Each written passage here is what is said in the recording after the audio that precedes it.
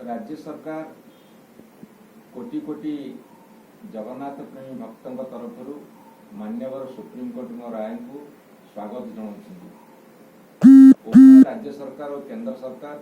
मिलित भाव में रथयात्रा अनुष्ठित होगापी लड़ाई करुँच जहाँकि मान्यवर सुप्रीम कोर्ट राय बर्तमान आमर प्रथम और प्रधान कर्तव्य रथयात्रा को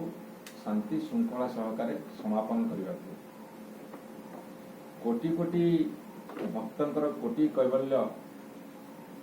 कैवल्यनाथ महाप्रभु जगन्नाथ ये लीला तांकर इच्छा सब किसी हुए एवं जड़े भक्त भाव में आज आम एति केवल कहूँ महाप्रभु रथयात्रा अनुष्ठित होगा जाऊा परिप्रेक्षी समस्त को आनंदित करिछि एवं समस्त आज जगन्नाथ पाखरे समर्पित होती आम एक परम सौभाग्य। प्रभु जगन्नाथ रथयात्रा महासमारोह केमती समापन हम कोविड गाइडलाइन जहाँ मान्यवर सुप्रीम कोर्ट देती पालन कर आसंता काली अनुष्ठित। निष्पत्ति सुप्रीम कोर्ट